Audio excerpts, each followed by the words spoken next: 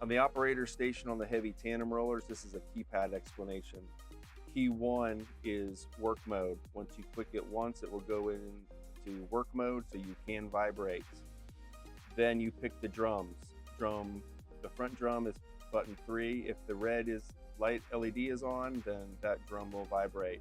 6 is the back drum. If you only want the front drum to be vibrating, turn the back drum off, the front drum will be on. Button number 2 is your water system. If you have one LED showing, the water will be just turn on and go. Push it over to the second LED light, then it will be the timer pause. Button 4 is your work lights. Button 7 is for your rotating beacon on and off. Button number 9 is going to be your amplitude setting. You need to have it in work mode. The LED to the left is low amplitude. The button to the right is high amplitude. The bottom left button is your RPM selector, low RPM, middle or eco mode, and your high RPM setting.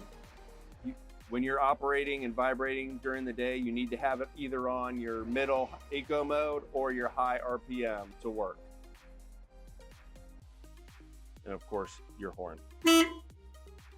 On most jobs while you're operating, you'll need to be in first gear. If you happen to need to go into second gear, you hit the plus button. That will take it up into second gear. That's usually going to be used if you're climbing a hill or need a little bit of extra power for your operating. So then to take it down into first, hit the minus button. This knob here controls your speed. Turtle for slow, rabbit for fast. To select your speed, just spin it to the appropriate speed that you need for the day. On the F&R lever, the red button is for manual control of vibration. Push it once, it turns on. Push it twice, it turns off. The blue button is for a emergency all flush water. As long as you hold the button, water will be coming out. The green buttons are for the hydraulic raise and lower, for the edge press or the cutter. Top button for the hydraulics to move up, bottom button for the hydraulic to move down into position. This keypad down here not only has it start and stop, but you can control the home screen, everything from this station here. This is especially good if you're wearing gloves. On the operator screen, the top left is going to be your impacts per foot. If you have that set up, it will show you how many impacts per foot and the speed of the roller.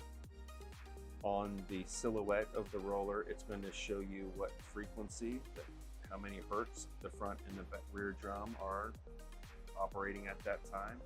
It also will show the temperature from the front and then the rear asphalt temperature sensor. For compaction controls, push the touchscreen, hit the amplitude button. The top is going to change what temperature is shown on the front. You can change your temperature zones, that what's going to consider green.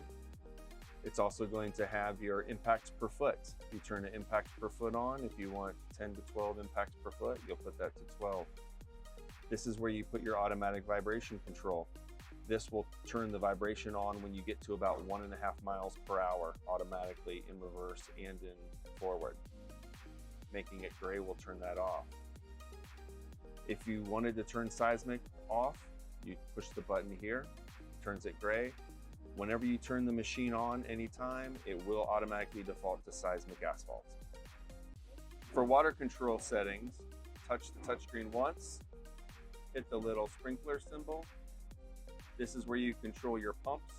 We suggest that you usually just use one pump during the day. Number 2 is a backup, or it can be used if you just need the most water that will come out at one time. This is your pause selector as well. You can choose that during the day for how much pause you want on your automatic water control. Additional user settings, push the touchscreen, the settings button to the little man. This is where you can change the contrast of your screen. You can go between imperial and metric. You can also set your clock and set the date. In order to adjust the steering wheel, push down on this lever, adjust the steering wheel to where you want it, pull up on the lever to tighten. To swivel and slide the seat, use this lever on the side. Push forward to slide. Pull back to swivel.